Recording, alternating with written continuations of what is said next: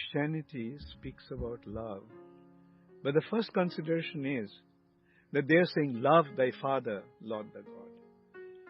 But unfortunately in Christianity there is practically no information about the Father, God the Father. Now how can you love somebody whom you do not know?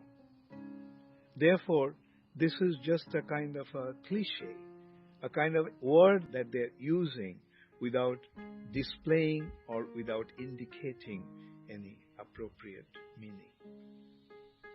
So, love is the basis of relationship. Like, let us consider, opposite to love is hatred. Now, when there is no hatred, but no love, that's a point of neutrality.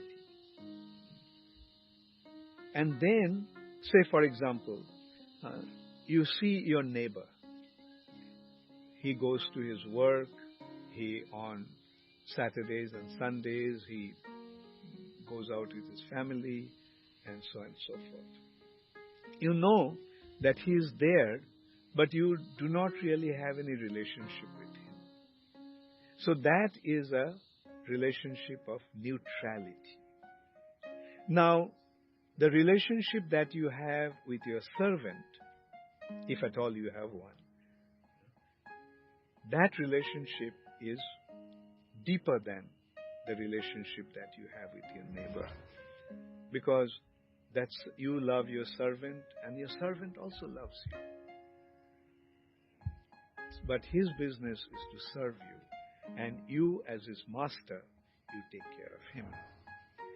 Deeper than that relationship is the relationship that you have with your friends. That relationship is deeper than the relationship that you have with a servant. And deeper than the relationship that you have with your friend is your relationship with your parents, with your father and mother.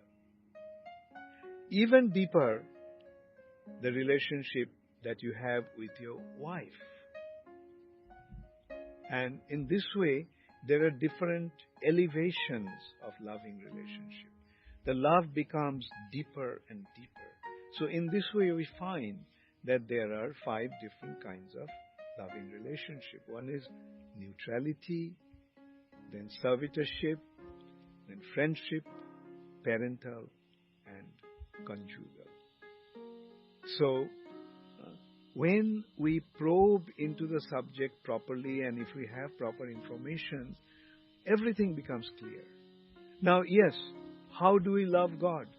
The first consideration is to accept Him. We accept Him. Yes, God is there. But there is no reciprocation with Him. I just accept Him. God is there, that's fine. At least I am not hating Him. I am neutral.